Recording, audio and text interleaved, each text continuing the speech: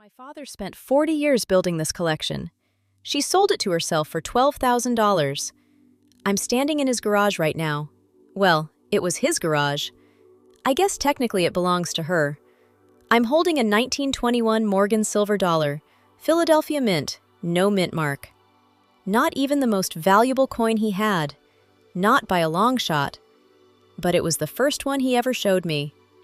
I was maybe 9 years old, and he held it up to the light from the window above his workbench, and he said, "Glenn, you see that eagle? That's a real eagle. They don't make them like that anymore." I didn't know what he meant then. I think I do now. My name is Glenn Maddox, 54 years old, retired United States Postal Inspector. 28 years on the job, most of it in fraud. I've seen every kind of scheme you can think of. Mail fraud, wire fraud, identity theft, money laundering, investment scams that would make your head spin. I've testified in federal court more times than I can count. Sat across the table from people who stole millions and watched them try to explain it away. I thought I'd seen it all. Thought I was immune to surprise. Then my stepmother stole my father's life's work. And I learned something. The worst fraud isn't the cleverest. It's the one that happens at your own kitchen table. Let me tell you about my father first, because if you don't understand Hank Maddox, none of this makes sense. He was a mechanical engineer, worked for the same company 31 years, a mid-size manufacturer of industrial valves outside Lancaster, Pennsylvania. He wasn't flashy, wasn't loud, wore the same style of khaki pants his entire adult life, drove a Ford F-150, always blue, traded it in every 8 years like clockwork. Went to church on Easter and Christmas, and didn't talk about God in between. Mowed his lawn on Saturday mornings. In every measurable way, a completely ordinary man. Except for the garage. The garage was where Hank Maddox became the fullest version of himself. He built the workbench when he bought the house in 1979. White oak, 6 feet long, machinist vise bolted to the left end, swing arm magnifying lamp clamped to the right. Pegboard above it with his tools in perfect order. Below it, shallow drawers lined with dark green felt, the kind you see in jewelry stores. And in those drawers, he kept his coins. Morgan dollars, walking Liberty half dollars, Mercury dimes, Indian head cents going back to the 1860s, proof sets still sealed in their original government packaging. And then, the special ones. The ones he spent years tracking down through dealers and shows. A 1879 CC Morgan dollar graded MS64 by PCGS. A 1916 D Mercury dime. A 1893 S Morgan dollar in VF30 that he drove to Baltimore to buy in person because he didn't trust shipping. He had a complete set of Roosevelt dimes from 1946 to 2003. Every single year. He had commemoratives from the Philadelphia and Denver mints. He had buffalo nickels so worn you could barely read the dates, and he loved them anyway. Said the wearer told a story. Said a coin that had been in someone's pocket for 60 years had more character than a proof set sitting in a plastic case. Coins were only part of it. He also collected pocket watches. Hamilton, Elgin, Illinois, Waltham. Railroad grade mostly, the kind that conductors and engineers used to carry. He loved the mechanical side of them. He'd sit at that workbench with a loop in his eye and tweezers in his hand and clean the movements himself, oiling each jewel with a needle so fine you could barely see the tip. Maybe 40 watches, each one in its own velvet-lined box on the shelf above the workbench. He could tell you the history of every single one, the year it was made, the caliber of the movement, how many jewels, what railroad it was certified for. He remembered details about those watches, the way other men remember batting averages or fishing stories. And the tools. Vintage hand tools, Stanley planes, a number 3, a number 4, a number 5, and a number 7 jointer plane with the original rosewood handles. Distant handsaws with the Keystone logo etched into the blade. Starrett micrometers and calipers still in their original wooden cases. He had a Miller's Falls No. 2 egg beater drill that looked like it was made yesterday. A set of Greenlee auger bits in a roll-up canvas pouch that smelled like linseed oil and thyme. Everything was cataloged. He was an engineer, right? So he organized his collection the way he organized everything else. He had a Dell laptop, big clunky thing from 2009, and on that laptop, he kept a spreadsheet. Hank_collection_master.xlsx. 847 rows. Description, purchase date, purchase price, condition grade, source, photograph. Updated it regularly. Last update was 6 weeks before he died. I'm telling you all this so you understand what was taken. This wasn't a box of old junk in a basement. This was 40 years of careful, deliberate, passionate work. A man's life, measured out in silver and steel and glass. And she called it the junk room. Diane Kessler. She showed up in my father's life when I was 45. He was 69. My mother had been dead 6 years by then. Breast cancer, caught too late, gone in 14 months. My father had been alone the whole time. Not lonely exactly, or at least he never said so, but alone. He still had the house, still had the garage, still went to coin shows on weekends. He joined an online forum called Coin Talk and spent his evenings posting about his collection and arguing with strangers about mint marks and die varieties. His username was HankMaddox_coins. No attempt at anonymity. My father didn't see any reason to hide who he was. Diane was a widow. Husband died of a heart attack 3 years before. She was 52 when she met my father. Well-dressed, well-spoken, with this careful warmth that makes you feel like you're the most important person in the room. She'd been a dental office manager for 20 years, drove a clean Lexus, and kept fresh flowers on her kitchen table. She was perfectly pleasant. That's the word I keep coming back to. Pleasant. Like a hotel lobby. Like hold music. Nothing you'd object to, nothing you'd remember, just a steady hum of agreeableness that made you forget to ask what was underneath it. They met at the church my father went to twice a year. She'd started attending regularly. Whether she was looking for him specifically or just for someone like him, I'll never know. But she found him. 6 months later, they were having dinner together 3 nights a week. A year after that, he told me he was thinking about getting married. I didn't object. I want to be clear about that. No dramatic confrontation. I didn't warn him. Didn't say she was after his money. Partly because my father wasn't rich in the way people usually mean. Paid off house worth maybe $250, a pension, Social Security, some savings. Comfortable, not wealthy. And partly because I didn't see it. A whole career catching fraudsters, and I didn't see it. I want that on the record. They got married at the courthouse. Small ceremony, just me and a couple of her friends and a justice of the peace. I stood next to my father and watched him put a ring on Diane's finger and felt something I can't quite name. Not happiness, not sadness. Something like the feeling you get when you watch someone board a train and you know you're not going with them. First 3 years were fine. Better than fine, actually. Diane was good to him. She cooked, kept the house clean, drove him to his doctor's appointments. She even went to a couple coin shows with him, though she clearly had zero interest in the actual coins. She'd sit at the table with a magazine while he handled inventory and chatted with dealers. She smiled and waited. She was very good at waiting. The changes came on slow. I lived about 2 hours away, outside Philadelphia, and I'd come down to see my father every 2 or 3 weeks. Diane was always polite when I visited. Always. Never raised her voice, never picked a fight, never said anything directly hostile. But the visits started getting shorter. Not because of anything you could point to, just small friction. "Your father's been tired today, Glenn. We have dinner plans with friends tonight. I hope you don't mind." "He's been having headaches. The doctor says he needs more rest." Little things that individually meant nothing, but they added up to a clear message. Come less. Stay shorter. You are a visitor in this house. My father never said anything about it. I don't know if he noticed, or if he noticed and chose to stay quiet. He wasn't a man who talked about feelings. He talked about coins and watches and the tensile strength of carbon steel. When I visited, we still went to the garage, and he still showed me whatever he'd picked up since the last time. And for those 20 or 30 minutes, Everything was exactly like it always had been.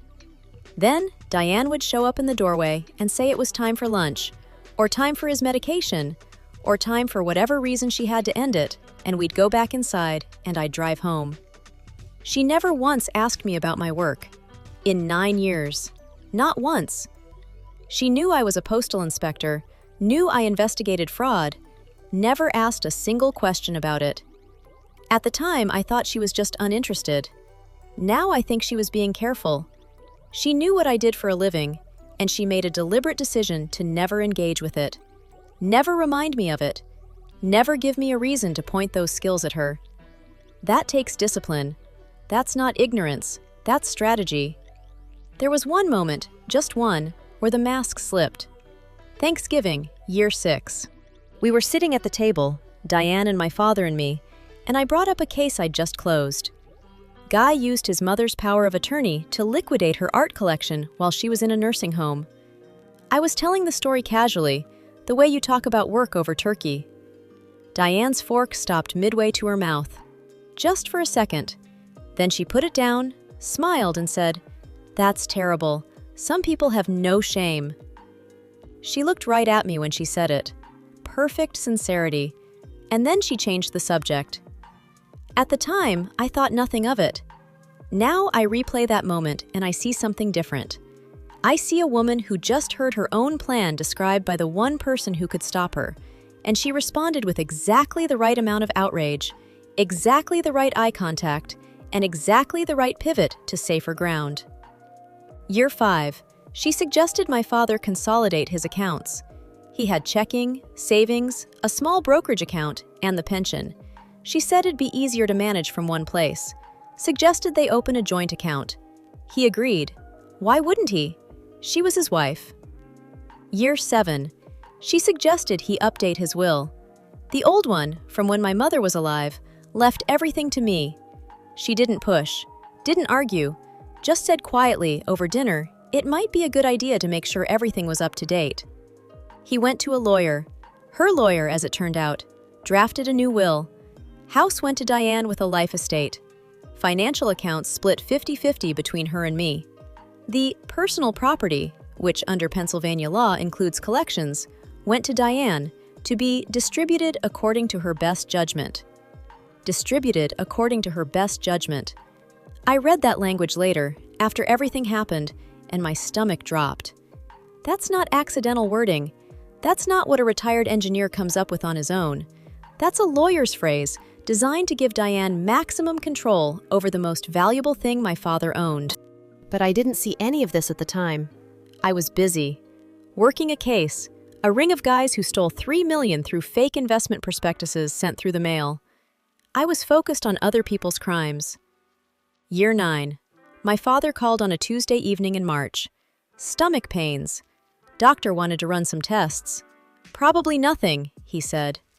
His voice was the same as always. Steady. Factual. The voice of a man who described problems like he described weather. Looks like rain. That's how he talked about his own body failing. Tests came back. Pancreatic cancer. Stage 4.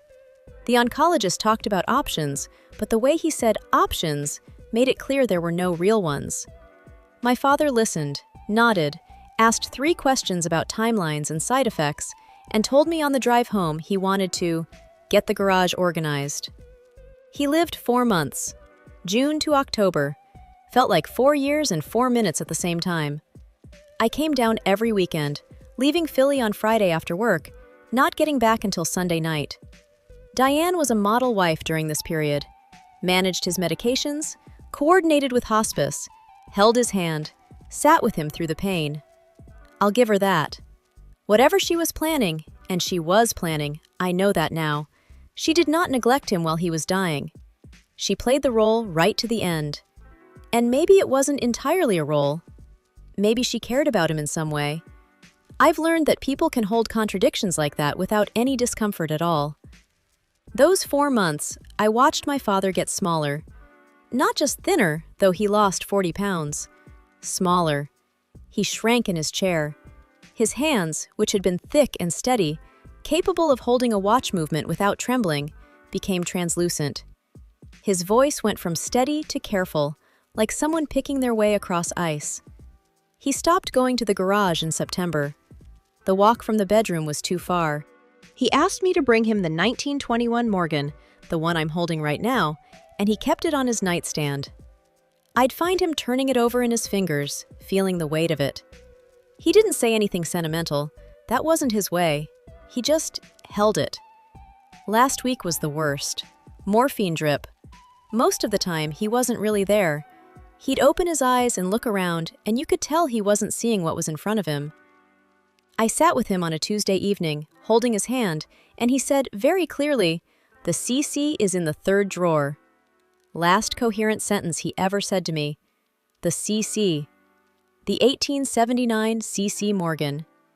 Even at the end, his mind went to the collection. He died October 14th, 3:40 in the morning.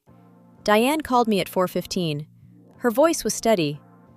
"Glenn, your father passed." Those were her exact words. Not, "Hank died." Not, "I'm so sorry." "Your father passed." Like she was reporting a weather event. I drove down in the dark, 2 hours on empty highways, and by the time I got there, the funeral home had already taken him. Diane was at the kitchen table with a cup of tea. She looked tired, looked like a woman who'd been up all night with a dying man. And she had been. Whatever else she was, she'd been there when he died. Funeral was Thursday. Small service at the church where he met Diane, which felt like something, though I couldn't tell you what. Pastor said generic things about eternal rest. Diane sat in the front row and cried quietly into a handkerchief. Actual tears. I watched them roll down her cheeks, and I had no reason to doubt them. That's the thing I keep coming back to. I think she was genuinely sad. I think the tears were real. I think you can cry real tears for a man you're already planning to rob, and I think that's the part of this whole story that scares me more than anything else. A few of my father's old coworkers showed up. One of them, Dale Riggins, shook my hand and said, "Your dad was the most precise man I ever met. Everything he did right." I've thought about that a lot. Precise. Right.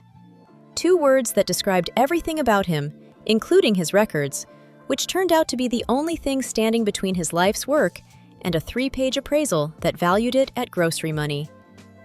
Didn't have time to grieve properly. 3 weeks after the funeral, Diane called.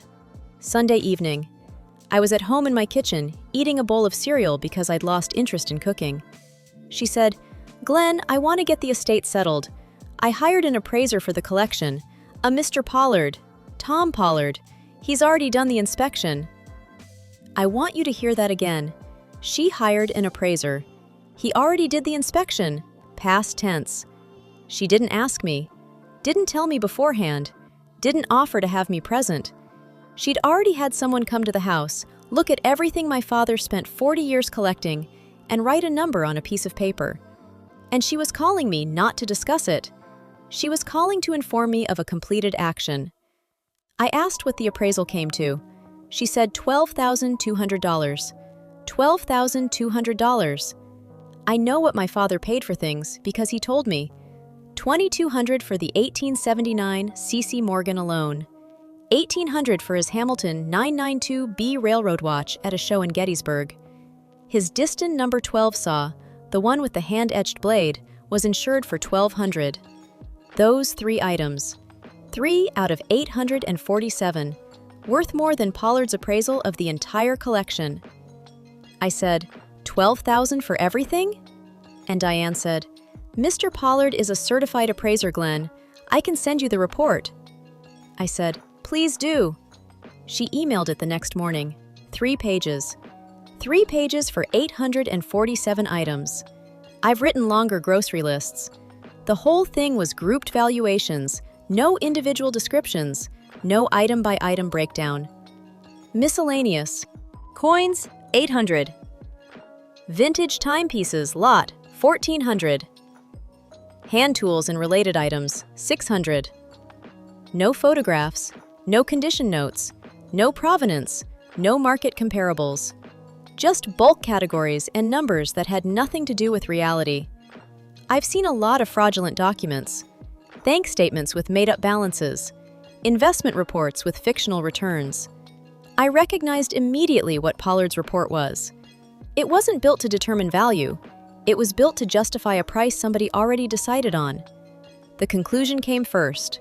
The report was built backwards to support it. I didn't call Diane, didn't send an angry email. Here's what I did. I went to my desk, opened my laptop, created a new folder, named it Estate Review. And then I did what I'd been trained to do. I built a case. First thing I needed was my father's records. I knew about the spreadsheet, but I didn't know if the laptop was still in the house. I called Diane, told her I wanted to come by, pick up a few of my father's personal items. Books, photographs, things she wouldn't miss. She said, "Of course, come anytime." Voice was relaxed. Why wouldn't it be? She thought I'd accepted the number. I drove down on a Wednesday. Diane was out, gone to lunch with a friend. I let myself in with my key, went straight to the den. The Dell Laptop was on the bottom shelf, between a copy of the Red Book and a binder of coin show catalogs. Plugged in but powered off. I put it in a cardboard box with some books and the photograph of my parents from their 30th anniversary and carried it to my car. That evening, I powered it up, sat at my kitchen table with a cup of coffee that went cold while I waited. 4 minutes to boot. Windows 7, no password. My father didn't believe in passwords, said if someone wanted to break into his computer, they could have whatever was on it. The desktop wallpaper was a photograph of the 1879 C.C. Morgan. He looked at that coin every time he turned the computer on. That hit me harder than I expected. And there it was, right on the desktop. Hank_collection_master.xlsx. 847 rows. Item number, category, description, purchase date, purchase price, condition grade, source, notes, photo link. Every row filled in. His voice in those descriptions, factual, complete. 1879-CC Morgan dollar, PCG SMS 64, CAC verified, original toning. Hamilton 992B, 21J, railroad grade, 10 KYGF case, Montgomery dial, circa 1929. Stanley No. 4 smoothing plane, type 11, circa 1910 to 18, rosewood tote and knob, original iron. Total purchase price column, summed at the bottom, $187,342. What he paid over 40 years. Not current value, what he paid. And a lot of those items had gone way up. The 1879 C.C. Morgan he bought for $2,200 in 2008 was now worth at least $4,000. The 1916 D Mercury dime he picked up for $3,000 in 2011 would sell for $5 or $6. Pocket watches had doubled or tripled. I saved the spreadsheet to 3 places: my laptop, an external hard drive, and a thumb drive locked in the fireproof safe in my basement. Then I opened his browser and went to cointalk.com. Hank Maddox _coins. 2,400 posts over 12 years. My father had a whole second life online I'd never really explored. Regular contributor, well-known, well-respected. Posted photographs of his coins with detailed descriptions. Answered questions from newer collectors. Generous with his knowledge in a way he was rarely generous with his words in person. I spent 3 hours reading his posts. Strange hearing his voice in text. Same dry humor, same refusal to exaggerate. One post from 2019. My 1879 C.C. Morgan in MS64 PCGS says $4,200. I think that's conservative, but I'm not complaining. One item, $4,200. More than a third of Pollard's appraisal for everything. Another post from 2020. He photographed 6 of his Walking Liberty $50 and wrote, "These 6 alone book for about $3,800, but I'll never sell. They'll go to my son." I read that sentence 3 times. They'll go to my son. I saved everything. Screenshots, photographs, every valuation he mentioned. Cross-referenced his post with the spreadsheet. Numbers matched. Of course they matched. Hank Maddox didn't exaggerate. So now I had a detailed inventory, 847 items with documented values, and a 12-year trail of public forum posts backing it all up. What I didn't have was independent confirmation. I found Margaret Chen through the American Society of Appraisers. ASA accredited, 20 years experience, specializing in estates with mixed collectibles. I called her, explained the situation. Deceased father. Coins, watches, vintage tools. Existing appraisal I had concerns about, needed an independent valuation. She said, "When can I see the collection?" That was the problem. Collection was in Diane's house. I went to an attorney, Janet Reeves, estate litigation. She drafted a letter requesting access for an independent appraisal. Diane's lawyer called back in 2 days. Access granted. 1 business day. Supervised. Margaret showed up with an assistant carrying 2 hard-shell cases of equipment. Set them up on the workbench without being told what to do. Margaret was early 50s, no nonsense, wire-rimmed glasses, gray hair pulled back.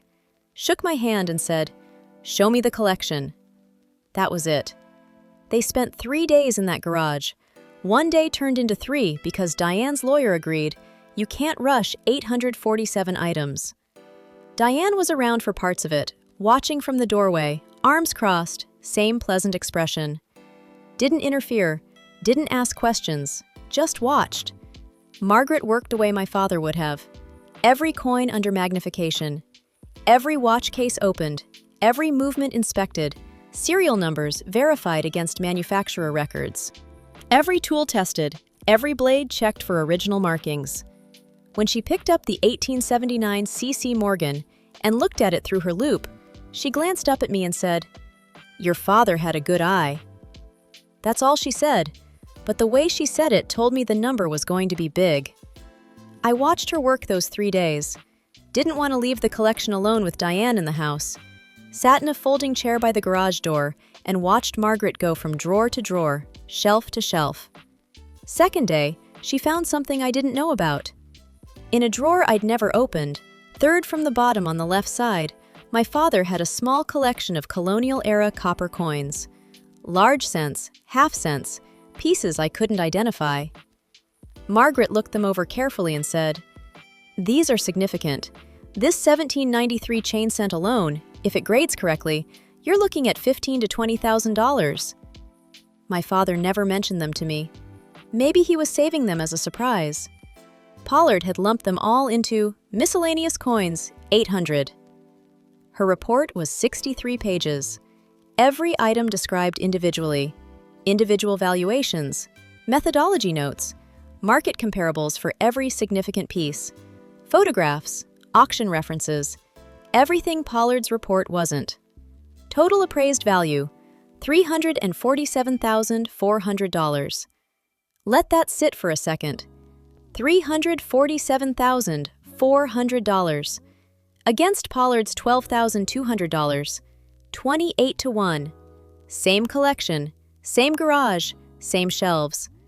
Coins alone were worth $196,000. Pocket watches, $87,000. Vintage tools, $48,000. Miscellaneous items made up the rest. I had my number, but I wanted to understand how Pollard got to his. Not just that he was wrong. I wanted to understand the mechanism. Fraud always has a mechanism. So I went looking. Pennsylvania Board of Certified Real Estate Appraisers, which also oversees personal property appraisers. Tom Pollard was listed, licensed, credentials looked current. But there was a section for disciplinary actions. 2 entries. 2019.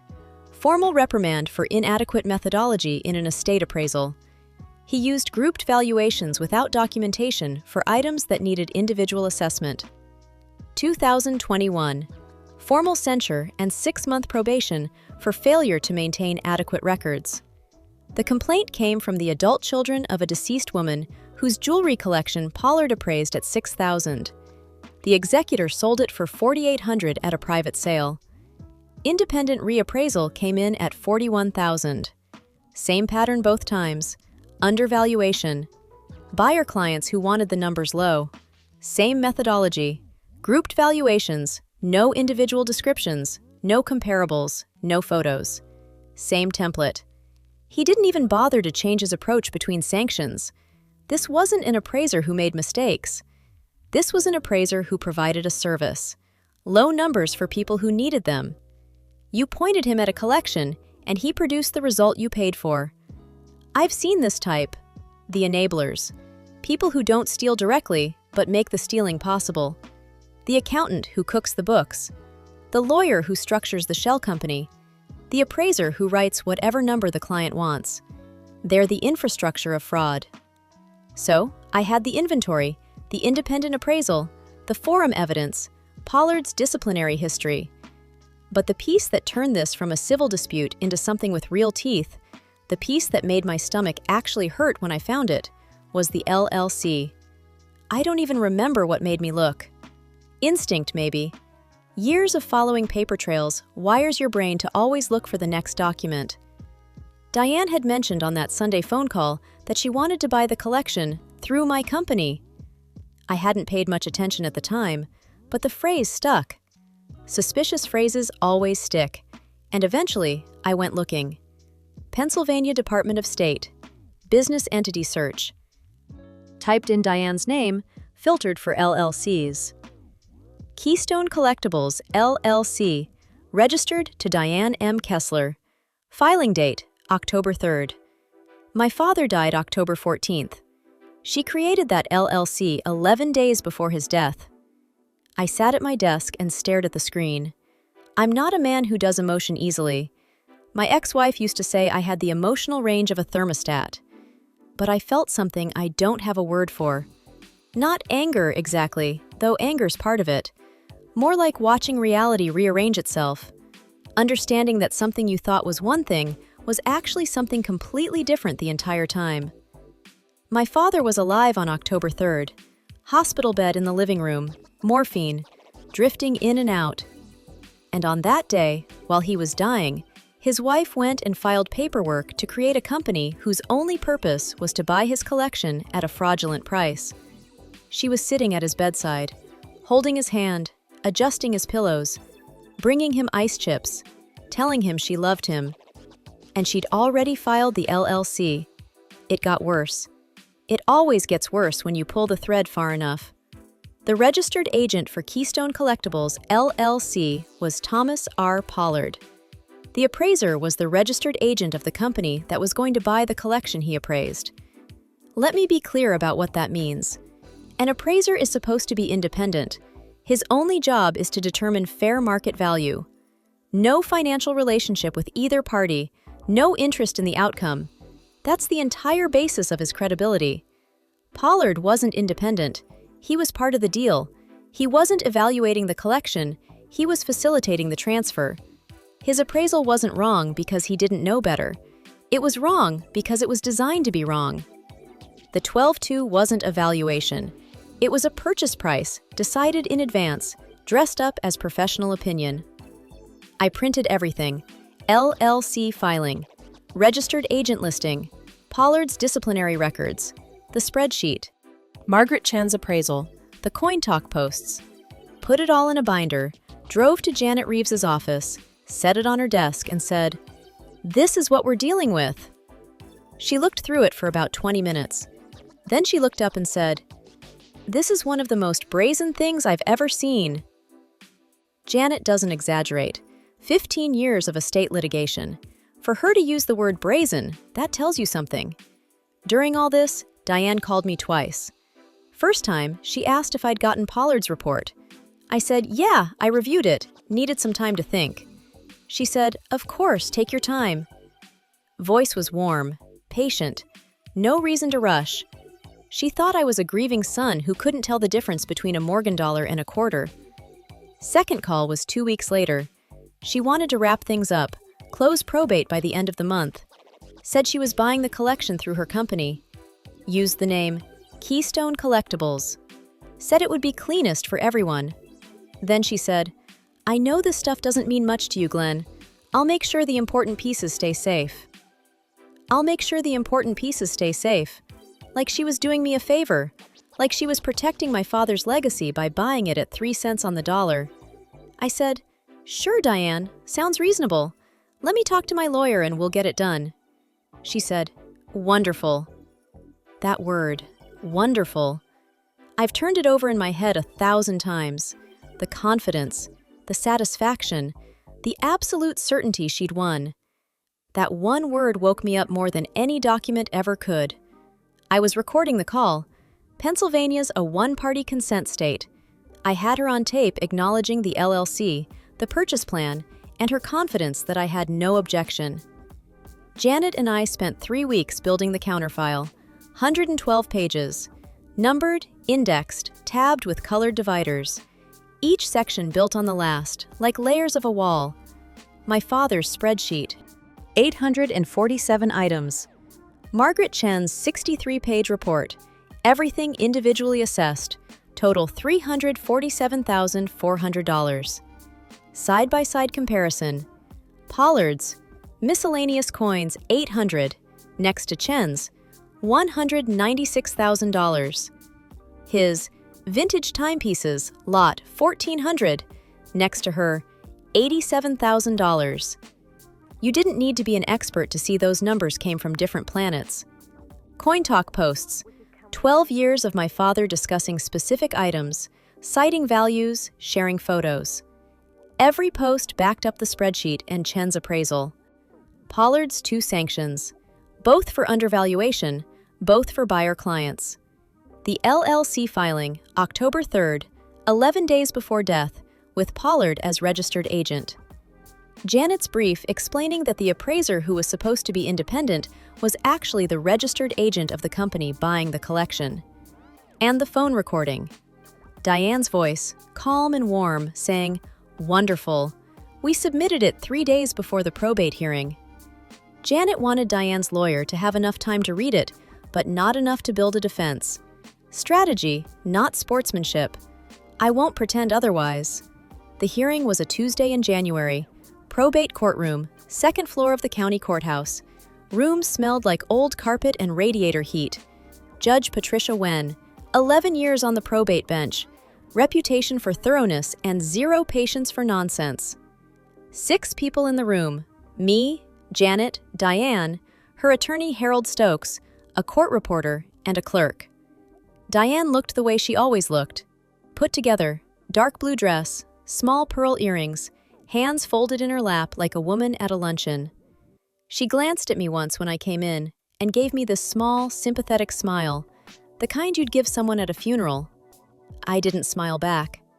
Stokes went first, presented the Pollard appraisal as part of the estate inventory, called the collection miscellaneous personal property of modest value, cited the 12-2, said his client intended to purchase at appraised value, her right under the will's best judgment provision. He was efficient, confident, done this kind of thing plenty of times. Then Janet stood up, asked the court's permission to walk through our counterfiling section by section. Judge Wen looked at the thickness of the binder and said, "Is all of this relevant, counselor?" Janet said, "Every page, Your Honor." The judge nodded. "Proceed." Janet started with the spreadsheet, put a printed copy in front of the judge. 847 items. Purchase prices totaling $187,000 over 40 years. This is what the decedent himself documented, Your Honor, his record of what he collected and what he paid for it. Stokes objected. "Self-serving hearsay." Judge Wen looked at him. "It's the decedent's own record of his own property. I'll give it whatever weight it deserves. Continue." Janet moved to the independent appraisal, Chen's credentials, methodology, 63-page report. Put the total on the table, $347,400. Let it sit there in the air, right next to Pollard's $12,200. She didn't editorialize. Didn't need to. Then the comparison chart went on the projector, side by side, category by category. Miscellaneous coins, $800 and $196,000. Vintage timepieces, lot, $1,400 and $87,000. I watched Judge Wen's face. Her expression didn't change, but she leaned forward. That told me everything. Janet moved to Coin Talk, showed the judge the post about the 1879 C.C. Morgan worth $4,200, the Walking Liberties worth $3,800, the post where my father wrote about his Hamilton 992B. This watch ran on time for conductors on the Pennsylvania Railroad. 80 years later, it still keeps time. I paid $1,800, and I'd pay it again. Every post matched the spreadsheet and the independent appraisal. Stokes objected. Internet postings, unreliable, unverifiable. Janet said, these posts were made over 12 years on a specialized hobbyist forum by a verified user. They include photographs matching items in the collection. We're not asking the court to treat them as binding appraisals. We're asking the court to consider them as evidence of what the decedent understood his property to be worth. Judge Wen overruled it. Then came Pollard's disciplinary record. Janet read both sanctions into the record, both for undervaluing property for buyer clients. This isn't a one-time error, Your Honor. This is a pattern. I was watching Diane through all of this. Face didn't move. She didn't look at Stokes, didn't whisper to him, didn't pass him a note. Just sat there, hands folded, eyes on the table. Performing composure. I recognized it. I'd spent my whole career watching people realize they were caught. That calculated stillness. When you know any movement is going to be interpreted. Janet saved the LLC for last. Your Honor, I direct the court's attention to Section 6. This is the Certificate of Formation for Keystone Collectibles LLC, filed with the Pennsylvania Department of State on October 3rd. She paused. The decedent died on October 14th. This LLC was created 11 days before his death. Another pause. The registered agent for Keystone Collectibles LLC is Thomas R. Pollard, the same Thomas Pollard who provided the $12,000 appraisal of the collection that the LLC was created to purchase. Judge Wen looked up from the document, looked at Stokes, looked at Diane, looked back at the document. Janet kept going. To summarize, the respondent created a shell company 11 days before her husband's death, using the appraiser she subsequently hired as the company's registered agent. That appraiser, who has 2 prior sanctions for undervaluation, produced a 3-page report valuing an 847-item collection at $12,200. An independent ASA-accredited appraiser valued the same collection at $347,400. The respondent then attempted to purchase the collection through her shell company at the fraudulent appraisal price, using a provision in the will that she herself helped draft.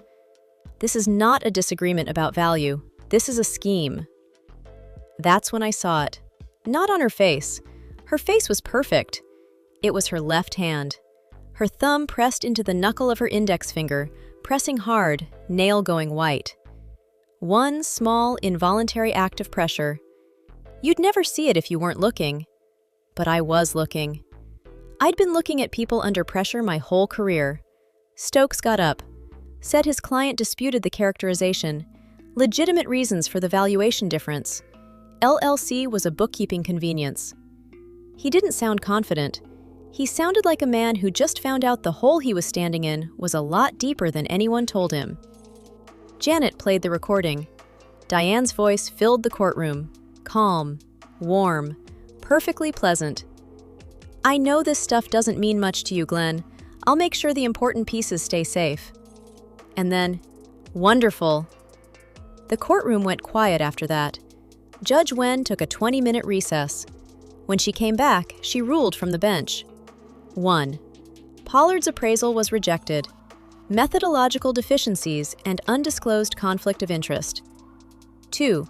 Court-ordered independent reappraisal by a panel-approved appraiser with no connection to either party. 3. Sale of the collection to Keystone Collectibles blocked pending reappraisal. 4.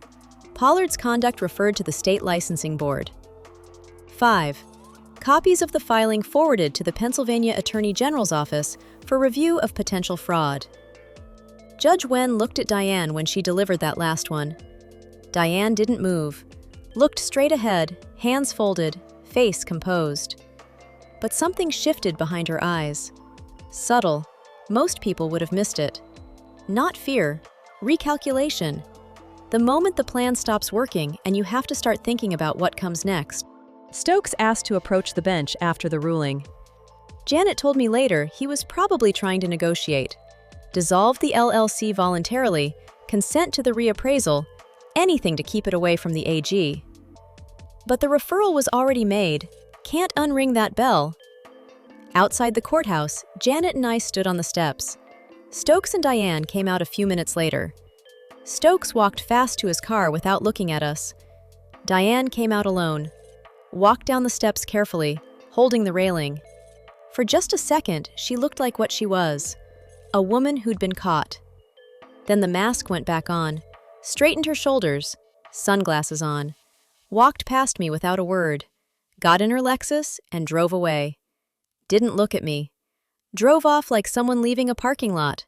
Measured. Controlled. Janet said, "That went about as well as it could have." I said, "Yeah." She looked at me. "You don't look happy." I said, "I'm not unhappy." That was true. Not happy, not angry. Something I didn't have a word for. The feeling of having done exactly the right thing and wishing you never had to. Aftermath played out over months. Court-ordered reappraisal confirmed everything Margaret Chen had said. Final number came in at $341,800, within 2% of her figure. Think about that. Two independent experts, working separately, came within $6,000 of each other on a $347,000 collection. And Pollard had somehow arrived at 12-2. There's no version of competence that gets you that far off. That's not a mistake. That's a decision. Pollard got referred for a third disciplinary proceeding, this time with the LLC evidence attached. His license was suspended pending investigation. The AG's office opened a preliminary inquiry into the transaction. Keystone Collectibles LLC was dissolved. Diane's lawyer filed the dissolution paperwork exactly 1 week after the hearing, which tells you everything you need to know about how voluntary it was. A company that was supposed to be a bookkeeping convenience sure got shut down fast once a judge started asking questions about it. Collection was returned to the estate.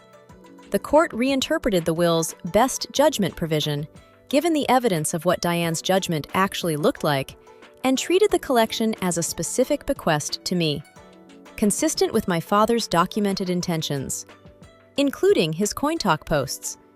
They'll go to my son. I hired a moving company that specialized in estate transport. 2 guys came with padded crates and acid-free tissue paper and spent a full day packing everything. They were careful, professional. One of them picked up the Hamilton 992B, the railroad watch in the gold-filled case, and turned it over in his hands and said, "My grandfather had one of these." I almost said something about my father, but I didn't. Wasn't the time. I drove behind that truck the whole way home, 2 hours on the turnpike, watching the white box truck carry 40 years of my father's life through the Pennsylvania countryside. Every time it hit a bump, I flinched. Every time it changed lanes, I gripped the wheel tighter. I know that's irrational. The stuff was packed properly, but I'd already lost the collection once, in a way, and I wasn't going to let anything happen to it on the road home. Set up the collection in my basement. Built a workbench. Not as nice as his. I'm not the craftsman he was, but functional. White oak, like his. 6 feet, like his.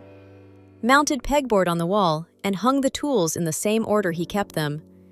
Lined drawers with green felt and placed the coins in rows, each one in its capsule, organized the way he organized them. Type, then date, then mint mark. The watches went on the shelf above, each in its box. The Starrett tools went in their original case, 3rd shelf from the top, exactly where he used to keep them.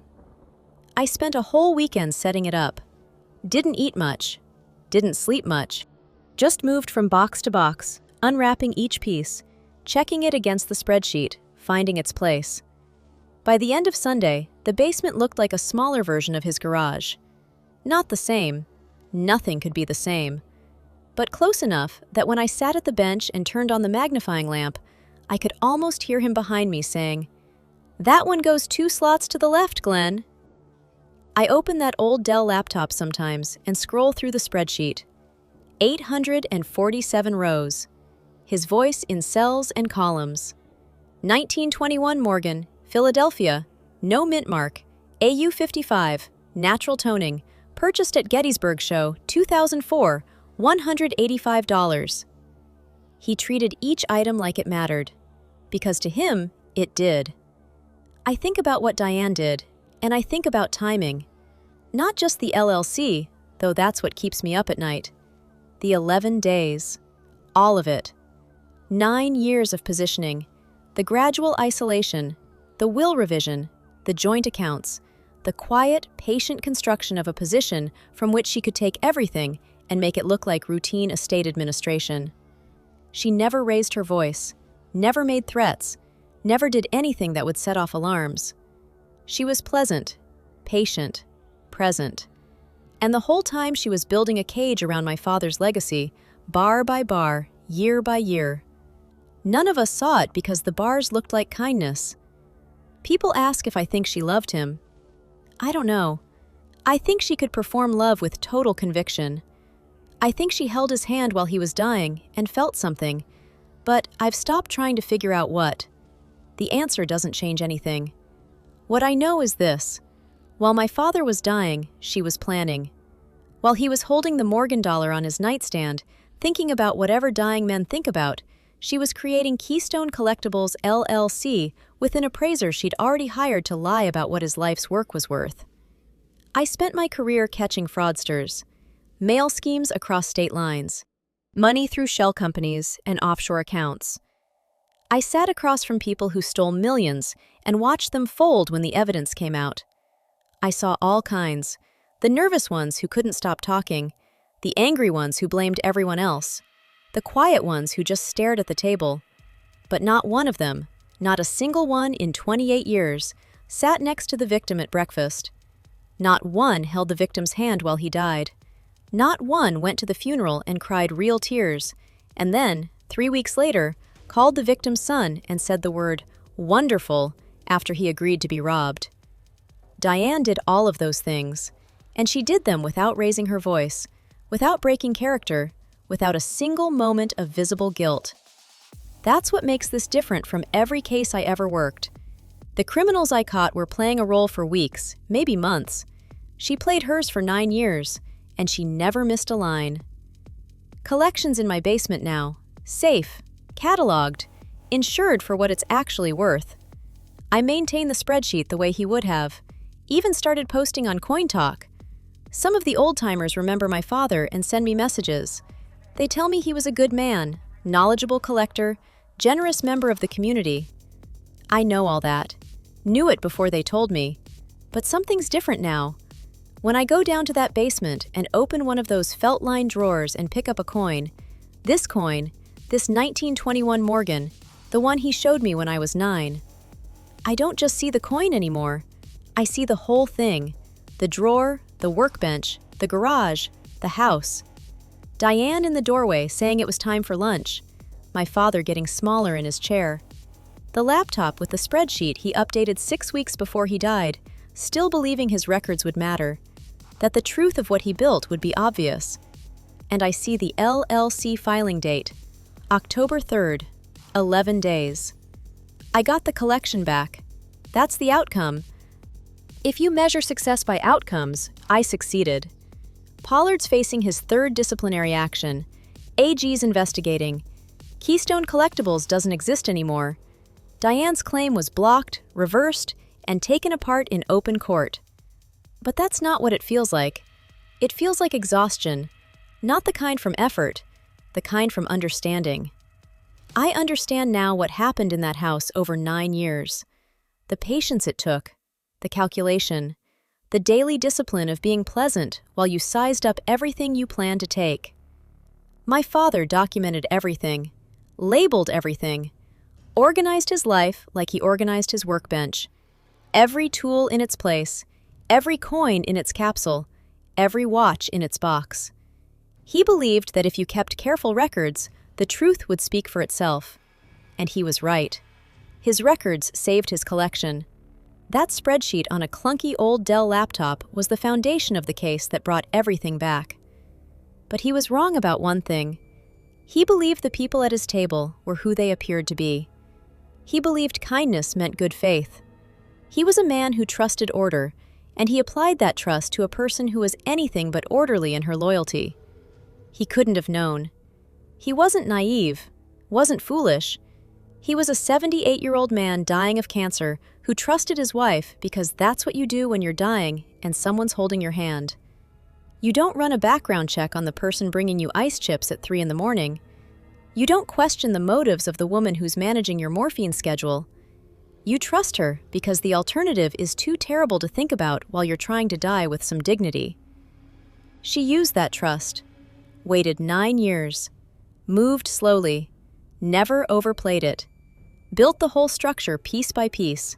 Joint accounts, revised will, isolation, LLC, Appraiser. All of it while she smiled and cooked dinner and drove him to church on Easter. And the thing that gets me, the thing I can't let go of, is that she was probably good at all of it. Good cook, good driver, good companion. She probably made his last years comfortable and pleasant and warm. And she probably filed the LLC on her way home from the pharmacy where she picked up his pain medication. Last time I saw my father alive, it was a Sunday, hospital bed in the living room. Eyes closed, but he wasn't asleep. You could tell because his fingers were moving, rubbing the edge of the blanket the way he used to rub the rim of a coin. Diane was in the kitchen making soup. I sat next to him and held his hand and told him I loved him, something I didn't say often enough when he was healthy. Maddox men don't say things like that when they don't have to. He squeezed my hand, didn't open his eyes, just squeezed. 11 days later, the LLC was filed. 6 days after that, he was gone. I keep the Morgan dollar on my desk now. Not in the collection, not in a drawer, right next to my keyboard where I can see it every day. Some mornings I pick it up and hold it the way he did, feel the weight of it, cool metal warming in my palm. Worth about $150. Nothing special, numismatically, but it was the first one he showed me, and it was the last one he held. And when I hold it, I can feel the whole span of his life pressed into that silver disc. Sometimes I try to imagine what he'd say if he knew what Diane did. Can't do it. My father wasn't a man who imagined the worst in people. He would have been confused, I think. Not angry, confused. He would have looked at the LLC and the Appraiser connection and the 3-page report and said something like, "Well, that doesn't make any sense." Because it wouldn't. Not to him. It wouldn't make sense that someone you loved and lived with for 9 years would do that to you. But the numbers add up. I've checked them the way he would have. 847 items, $347,400. One LLC filed 11 days before death. One appraiser with 2 prior sanctions serving as registered agent. One 3-page report that valued 40 years at $12,000. One woman who said wonderful when she thought she'd gotten away with it. The numbers add up. They always do. That's the thing about fraud. In the end, the numbers tell the truth even when the people don't. I put the coin down, close the drawer, go upstairs. House is quiet. My father's collection is in the basement, safe, cataloged, exactly where it should be. And I know that tomorrow I'll go back down there and open a drawer and pick up a coin and think about him. Not about Diane, not about the LLC, not about Pollard or the hearing or the AG, just about him. Standing at his workbench with the light coming through the window, holding up a silver dollar, saying, "Glenn, you see that eagle? That's a real eagle. They don't make them like that anymore." They don't make men like that anymore either. And no appraisal, honest or otherwise, can put a number on what that's worth.